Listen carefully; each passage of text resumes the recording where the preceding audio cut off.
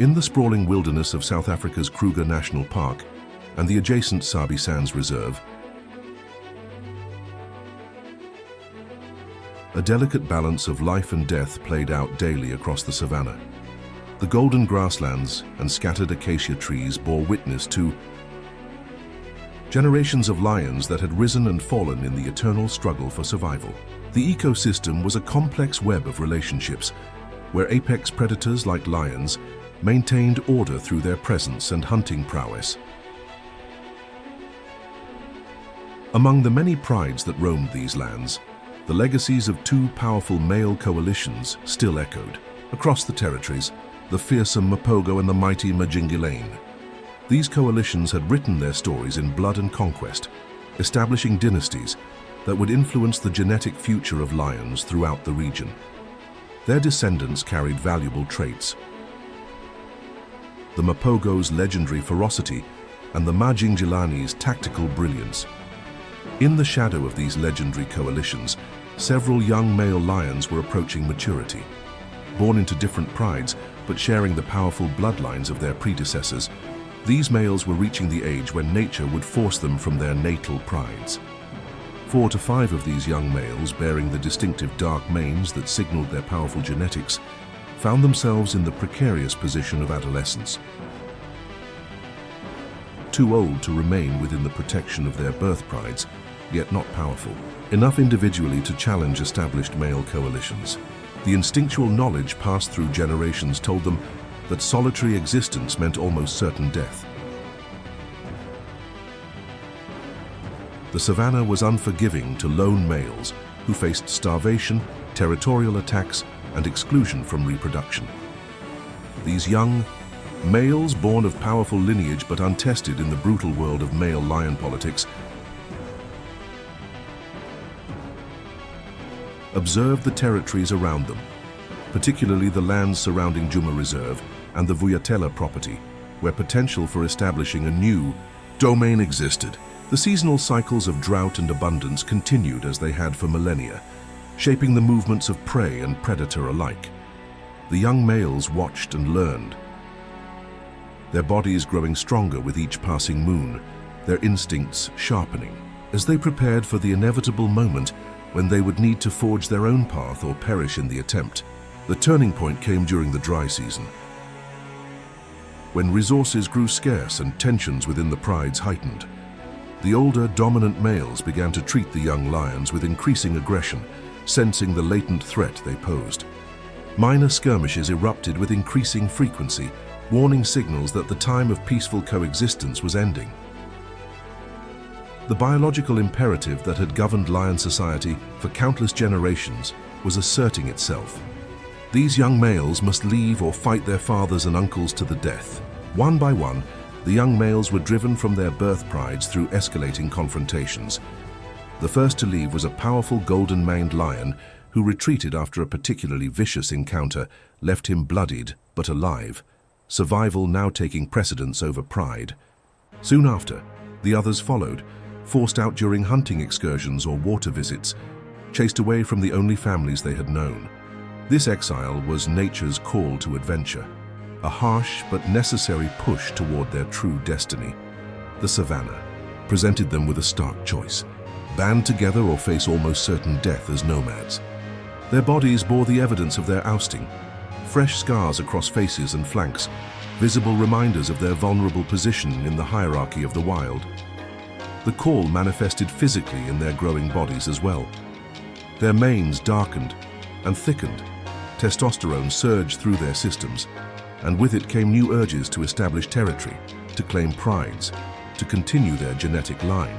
Instinct pulled them toward each other, even as they wandered the peripheries of established territories, their roars in the night both challenges and beacons to one another.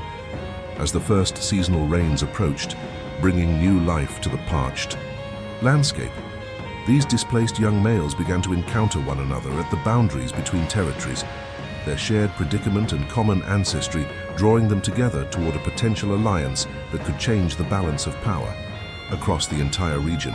Despite the clear advantages of coalition building, the path toward alliance was fraught with tension and uncertainty. These young males, though related by blood, had been raised in different family units, each with their own hunting techniques, territorial boundaries, and social hierarchies. Their initial encounters at territorial edges were marked by displays of aggression, snarling, mane-puffing, and roaring contests that established tentative dominance without deadly combat.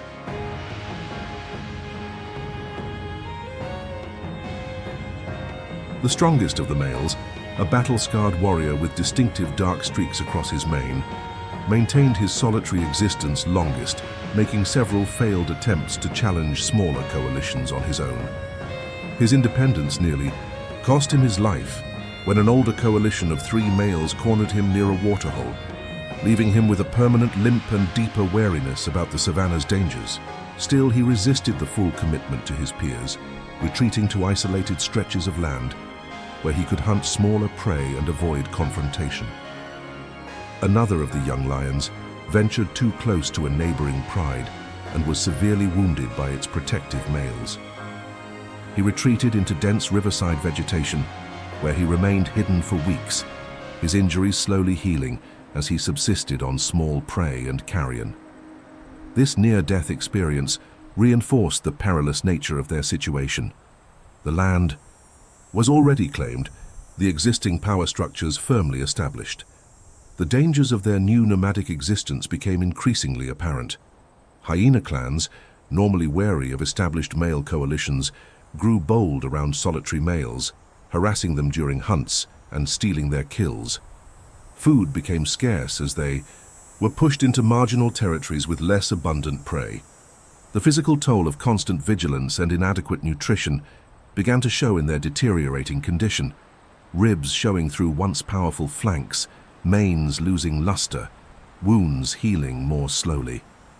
The harsh realities of exile tested their resolve, tempting each to seek easier paths, perhaps to migrate beyond the boundaries of their ancestors' territories into unknown lands, or to accept subordinate roles in established prides.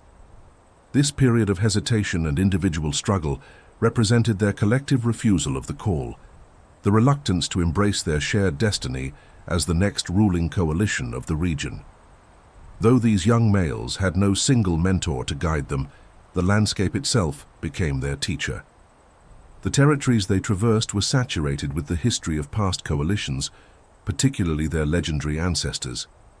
They observed hunting techniques by watching from a distance as prides brought down Cape buffalo. They learned territorial patrol patterns by monitoring the movements of established males. Each encounter, each observation, became a lesson in survival. The oldest male among them, bearing a distinctive scar across his right eye, brought crucial knowledge from his longer time with the senior males of his birth pride. He had observed more mating seasons, more territorial disputes, more successful hunts than his younger companions. Without formal communication, he began to demonstrate more effective hunting positions when they occasionally cooperated on opportunistic kills. Nature itself provided harsh but effective lessons. A failed attack on a zebra taught them the importance of coordinated approaches. A territorial dispute with a neighboring coalition demonstrated the power of unified roaring and intimidation displays. The seasonal changes taught them the migration patterns of prey and the strategic importance of controlling certain water sources. Perhaps their greatest mentors were their absent fathers, the Mapogo and Majingilane males, whose territorial techniques had been imprinted in their development. The genetic memory of these legendary coalitions manifested in their instinctive reactions, the way they formed rank when approaching unknown threats, the distinctive attack patterns they employed when hunting as a group, the synchronized roaring techniques that made even their small group sound larger and more intimidating. During an unusually dry period, they were forced to gather at one of the few remaining water sources. Here, over several nights of uneasy coexistence, they began to establish the hierarchy that would define their coalition. The scarred elder established his dominant position not through deadly combat, but through subtle displays of confidence and leadership during a confrontation with a large crocodile threatening their drinking access. The others recognized his experience, deferring to his judgment in this critical moment. The first signs of coalition thinking emerging from necessity. The Savannah had taught them that unity offered their only path to survival and legacy. Through observation, instinct, and the genetic wisdom passed from their forebears, these young males gradually absorbed the lessons that would transform them from exiled nomads into the next rulers of the land. The formation of the VUYATELA coalition occurred not through formal ceremony, but through blood and necessity. The catalyst came during the height of the dry season, when the scattered males converged around the dwindling waters of a seasonal pan near Juma Reserve. Their individual hunting efforts had grown increasingly futile as prey became more vigilant and scarce. Hunger had worn down their solitary pride, making cooperation not just beneficial, but essential for survival. The turning point arrived when a herd of buffalo, desperate for water, approached the pan at dusk. These massive prey animals were typically too dangerous for a solitary lion, but the presence of several weakened individuals in the herd presented an opportunity that required coordinated effort. Led by the scarred elder, the young males instinctively fell into formation, their shared genetics and similar upbringing allowing them to anticipate each other's movements without prior coordination. The hunt succeeded beyond their individual capabilities, bringing down a young buffalo bull. Rather than fighting over the kill, they fed together in a tentative truce that acknowledged their interdependence. This successful collective hunt became the foundation of their alliance, binding them through shared risk and reward. The blood of their first coalition kill sealed their pact more effectively than any conscious agreement could have. Within days of this pivotal hunt, they encountered their first significant challenge, a pair of older males who had been controlling a small section of territory adjacent to the VUYATELA property. These aging lions, though past their prime, represented established competition and an immediate threat. The confrontation began with roaring exchanges that echoed across the savannah, a battle of psychological intimidation before any physical contact. When the actual combat erupted, it was the coordinated approach of the newly formed coalition that proved decisive. While two of the younger males engaged the leading opponent head-on, the others maneuvered to flank and isolate the second defender. The battle was brief but violent, leaving the challengers bloodied but victorious as the older pair retreated, yielding their small territory to the emerging force. This first territorial conquest, small though it was, marked their crossing into a new existence. The land surrounding the VUYATELA property became their initial stronghold, giving rise to their eventual name. They began patrolling this territory as a unit, marking boundaries with scent and intimidating roars, establishing the presence that would eventually grow into a dynasty. Their first threshold had been crossed. They were no longer nomads, but a coalition with territory, with something to defend, and with the growing confidence that they could expand their realm. The next 2 years saw the VUYATELA coalition face a series of escalating challenges that tested their unity and strength. Their initial territory, while providing a foothold, offered limited hunting opportunities and no access to established prides of females, essential for any coalition seeking to establish a lasting legacy. Expansion became their primary objective, requiring careful strategy and increasing boldness. Their first significant allies came in the form of a small pride of 3 lionesses with cubs from a previous coalition. These females, recognizing the strength and stability offered by the unified males, accepted their presence after a period of cautious introduction. This alliance proved mutually beneficial. The males gained reproductive access and assistance in hunting, while the females received protection for their cubs against other predators and hostile coalitions. The coalition's hunting prowess grew as they refined their coordination. They developed specialized roles during hunts, the largest male often delivering the killing blow, while the fastest initiated the chase and others moved to cut off escape routes. This efficiency allowed them to tackle larger prey, including full-grown buffalo and even young elephants caught in vulnerable situations. Their success attracted the attention of scavengers. Hyenas and vultures began following their movements, unwittingly signaling their location to other predators and competing lions. Territorial expansion brought inevitable confrontations. A neighboring coalition of 3 males controlling a prime territory with multiple prides became their most significant adversaries. Initial encounters involved intimidation displays, rather than direct combat, parallel walking along territorial boundaries, intensive scent marking, and thunderous counter-roaring sessions that sometimes continued through entire nights. These psychological battles established boundaries that shifted gradually in favor of the VUYATELA males as their confidence and coordination increased. Their growing reputation attracted additional females, a group of young lionesses, daughters of a pride seeking to establish their own territory, joined their growing influence, expanding both their protective responsibilities and their genetic reach. The coalition now had to defend a larger territory with multiple prides, requiring more sophisticated patrol patterns and communication. Not all tests came from other lions.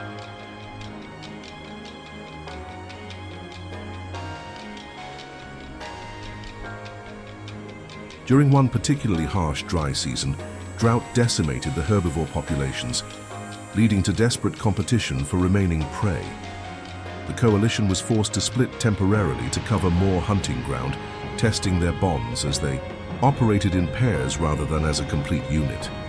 This separation strategy proved successful but dangerous, exposing smaller units to potential challenges they might not survive alone. The most significant territorial battle came when they moved to claim a crucial river boundary controlled by the aging Birmingham Coalition. This established group had been weakened by recent conflicts, but still commanded respect across the region. The ensuing conflict unfolded over weeks of increasing pressure, minor skirmishes at territory edges gradually escalating to direct confrontations. The VUYATELA coalition's superior numbers and youthful strength eventually prevailed, driving the Birmingham males from the prime riverfront territory and establishing control over its valuable resources and resident prides. By the end of this period of testing, the VUYATELA coalition controlled a substantial territory, spanning from Juma through the VUYATELA property and extending to the coveted river boundaries. Their influence now reached multiple prides comprising over 20 lionesses and numerous cubs, some bearing their own genetics. Their reputation had grown from unknown nomads to a formidable ruling force within the complex social landscape of Kruger and Sabi Sands. The VUYATELA coalition had established a formidable presence, but their greatest challenge loomed on the Kium horizon. Intelligence gathered through territorial patrols and distant roars indicated the presence of a legendary coalition to the north, the Nkuhuma males, 5 battle-hardened brothers who controlled the richest territory in the region. These lands held the highest concentration of prey, the most reliable water sources, and several large productive prides of females. This northern realm represented the ultimate prize in the lion's world, the inner sanctum of power that would cement the VUYATELA males as the dominant force across the entire region. Preparation for this confrontation became their singular focus. The coalition intensified their hunting efforts, building physical strength through regular feasting on large prey. They expanded their coordinated patrolling, pushing their territorial boundaries incrementally northward in a strategic advance that tested the Nkuhuma's responses without triggering full confrontation. Each incursion was slightly bolder than the last, scent marking a few hundred meters deeper into disputed territory, remaining in contested zones for longer periods, responding to challenge roars with increasing confidence. The psychological warfare escalated. The VUYATELA males began coordinating their roaring sessions to maximum effect, positioning themselves at different elevations to create the auditory illusion of greater numbers and strength. These nighttime declarations echoed across the savannah, carrying their challenge into the heart of Nkuhuma territory, demanding response and measuring reaction times to gauge their rivals' vigilance and confidence. Strategic divisions appeared within the Nkuhuma coalition as the pressure mounted. The VUYATELA males observed increased frequency of separate patrols, suggesting their rivals were being stretched thin across their extensive holdings. Reports from scavengers and other predators, revealed through behavioral patterns and scent markers, indicated internal conflict among the Nkuhuma brothers, perhaps fighting over mating rights or leadership positions.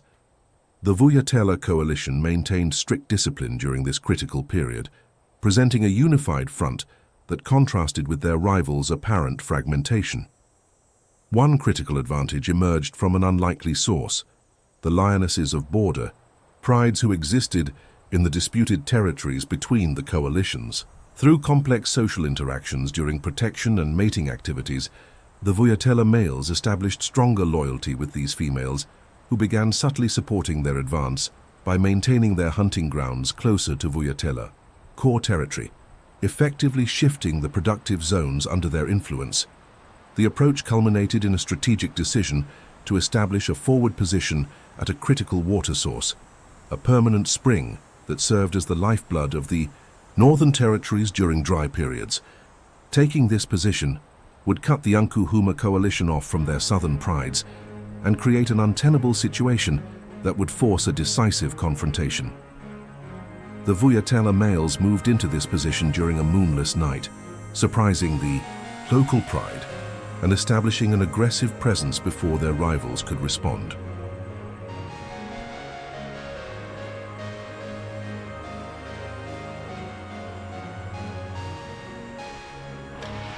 As dawn broke over this new VUYATELA outpost, the distant roars of the Nkuhuma males confirmed what they already knew. The decisive battle for regional supremacy was now inevitable. The approach to the inmost cave was complete. They had positioned themselves for the ultimate challenge that would either establish their dynasty or end their ambitious rise. The confrontation between the VUYATELA and Nkuhuma coalitions began not with a direct clash, but with a series of tactical maneuvers. For 3 tense days, the rivals circled the contested spring, exchanging roars across the distance, each coalition gauging the other's positions and strength. The VUYATELA males maintained their defensive formation around the water source, while the Nkuhuma coalition split into smaller groups, probing for weaknesses from multiple directions. On the 4th day, a seasonal thunderstorm broke the standoff. In the chaos of wind and rain, the 3 largest Nkuhuma males launched a coordinated attack from the east, while their remaining members created a diversion from the north. The VUYATELA coalition, momentarily separated by the storm's fury, faced their most perilous moment as the scarred elder and 2 younger males absorbed the full brunt of the Nkuhuma's initial assault. The battle erupted with bone-shaking roars and the thunderous impacts of massive bodies colliding. The clash centered around a lightning-struck acacia, a fitting symbol for the natural violence unfolding beneath it. The scarred leader of VUYATELA suffered a deep gash across his flank, but used his experience to weather the initial attack, focusing on positioning rather than direct confrontation with the larger Nkuhuma leader. The turning point came when the remaining VUYATELA males regrouped and flanked their attackers, converting a disadvantageous situation into an encirclement. One particularly vicious exchange left a younger VUYATELA male badly wounded, his future fighting capacity permanently diminished by a severed tendon, but his sacrifice allowed the others to isolate the Nkuhuma leader from his allies. This critical separation became the fulcrum upon which the battle's outcome balanced. For nearly 20 minutes, an eternity in the compressed timescale of lion combat, the isolated Nkuhuma leader fought against multiple VUYATELA males. His raw power and experience allowed him to inflict serious damage, including a potentially fatal throat bite to one attacker. But the coordinated pressure eventually overwhelmed even his legendary strength. His retreat created a cascade effect, signaling to his coalition members that the unified defense had broken their attack strategy. The VUYATELA coalition, despite their wounds, pressed their advantage with a synchronized advance that pushed the fragmented Nkuhuma forces further north. The battle had taken a severe toll. Every VUYATELA male bore significant injuries, with the young male's crippling wound being the most serious, but they maintained their critical formation and territorial holding. The Nkuhuma coalition, though not destroyed, had been decisively pushed back and psychologically broken as a unified force. In the battle's aftermath, the wounded VUYATELA male's condition deteriorated. Unable to keep pace with the coalition's movements and increasingly hampered in hunting participation, his status within the group gradually diminished. Though never directly abandoned, nature's harsh efficiency slowly marginalized his role. His eventual disappearance during a seasonal migration marked the Coalition's greatest sacrifice, a life given for the collective ascendance. The victory, though costly, transformed the VUYATELA Coalition's status within the regional hierarchy. Their defeat of the legendary Nkuhuma males reshaped territorial boundaries across the entire region. As news of the conflict spread through the complex communication networks of the Savannah, the spring remained under their control, and with it the power to influence all life in the surrounding territories. They had faced their greatest ordeal and emerged not unscathed, but unmistakably victorious. In the aftermath of their victory over the Nkuhuma coalition, the VUYATELA males entered a golden period of dominance. Their territory now stretched across an unprecedented expanse, incorporating the prime hunting grounds once controlled by their defeated rivals. This vast domain included multiple watering holes, strategic elevated outcrops for surveillance, and the richest prey concentrations in the region. Their hunting success rates soared as they gained access to territories with abundant herds of zebra, wildebeest, and impala, allowing them to maintain peak physical condition despite their battle wounds. The most significant reward came in the form of expanded reproductive access. The prides previously under Nkuhuma protection gradually accepted the VUYATELA males as their new defenders and genetic contributors.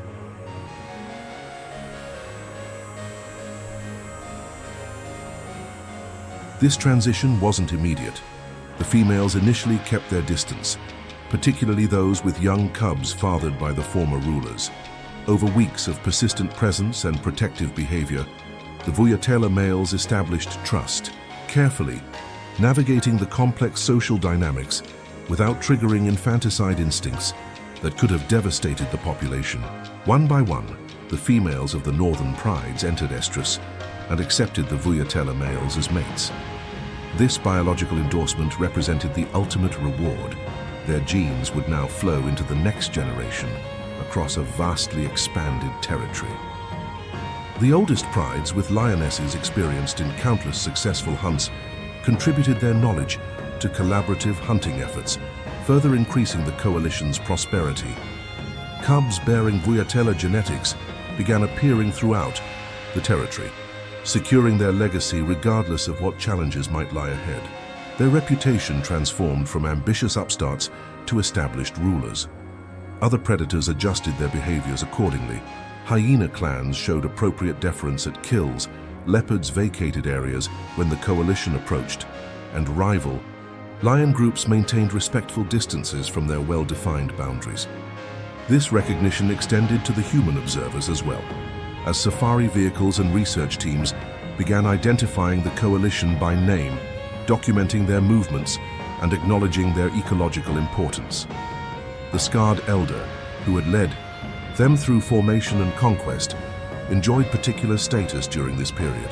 His leadership during the critical battle had cemented his position at the coalition's apex. While all members participated in mating, his robust genetics appeared in the largest number of cubs, a biological testament to his dominant role. His battle scars, now healed into distinctive markings, became recognized symbols of the coalition's hard-fought ascendance.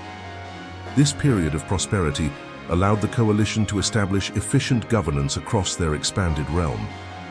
They developed regular patrol routes that maintained territorial integrity while conserving energy, created consistent communication patterns through strategic roaring posts, and established seasonal movement patterns aligned with prey migrations.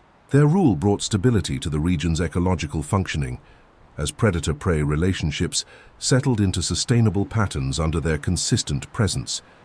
The culmination of their reward phase came during a particularly successful, rainy season when prey abundance reached exceptional levels.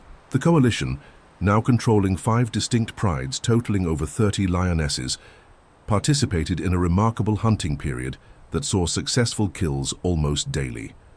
The resulting feast supported not only the direct pride members, but an entire ecosystem of scavengers and secondary predators, a tangible demonstration of the coalition's keystone role in the regional ecology. Their genetic legacy secured and their territory firmly established, the VUYATELA coalition had reached the pinnacle of lion society. The first signs of challenge to their golden age appeared subtly, almost imperceptibly at first. New territorial vocalizations began echoing from the eastern boundaries, a coalition of younger males, possibly related to the defeated Nkuhuma, testing the perimeters of VUYATELA domain. These initial probes were easily rebuffed, but their increasing frequency signaled the inevitable cycle of challenge that all dominant coalitions eventually face. Physical changes within the VUYATELA males themselves marked the beginning of their return journey. Their battle scars, once badges of honor, were joined by the natural marks of aging. Teeth showed wear from years of hunting, hindering their killing efficiency. Joints stiffened after cold nights, requiring longer warming periods before reaching full mobility. Their magnificent manes, now fully mature, began showing the first strands of lighter coloration that signaled the onset of lion middle age. The coalition's response to these changes revealed their adaptive intelligence. They adjusted hunting techniques to rely more on strategic positioning and the lioness's speed, rather than their own diminishing physical power. Patrol routes were modified to conserve energy while maintaining territorial presence through scent marking and vocalization. They became more selective in their confrontations, addressing only the most significant challenges directly while using intimidation displays to manage minor incursions. Internal dynamics shifted subtly as well. The scarred leader, though still nominally dominant, began sharing leadership responsibilities more equally among the surviving members. This distribution of authority allowed the coalition to maintain effective coverage of their extensive territory despite their reduced physical capabilities.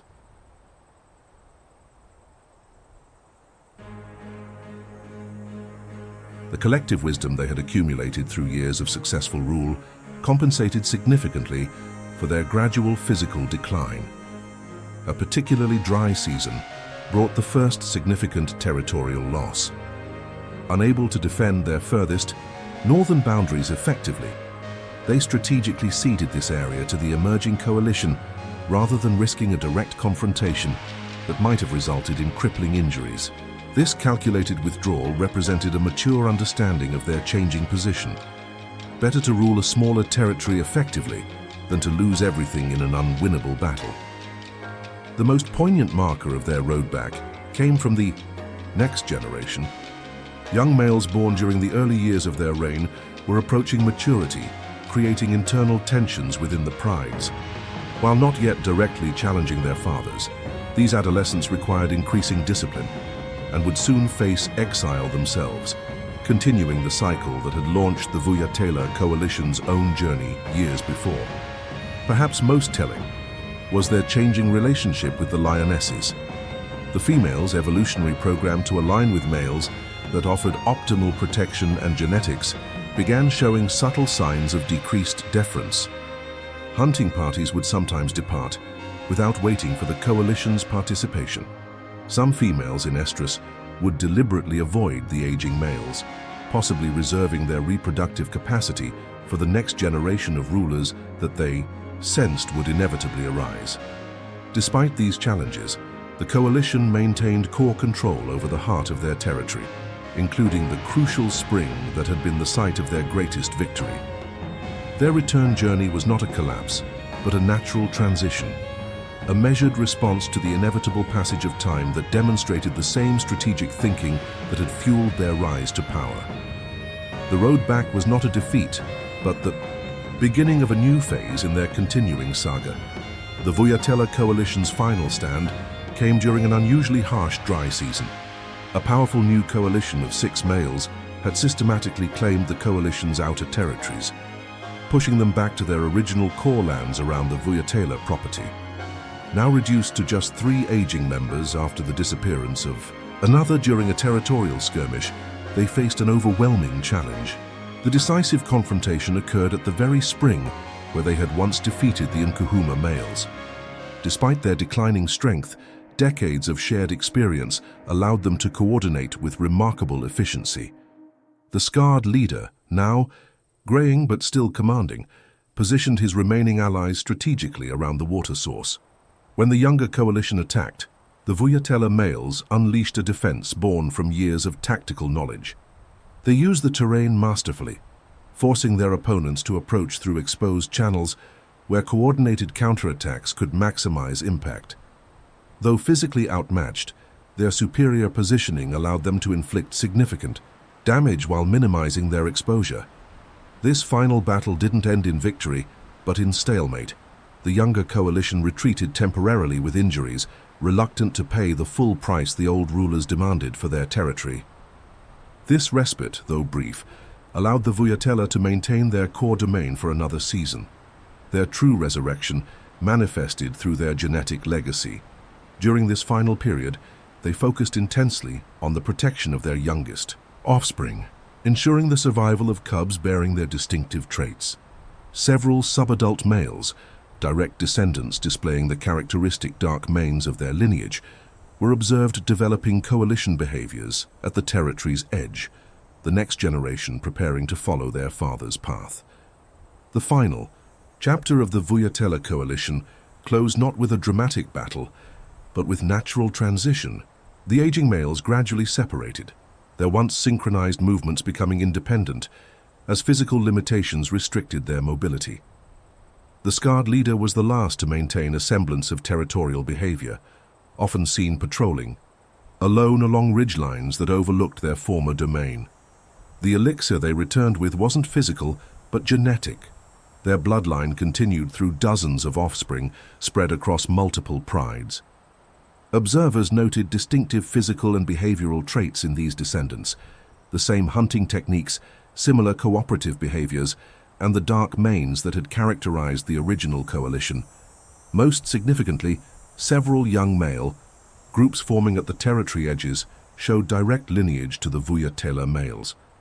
These emerging coalitions, carrying both their genetic material and behavioral inheritance, represented the true immortality of the original group.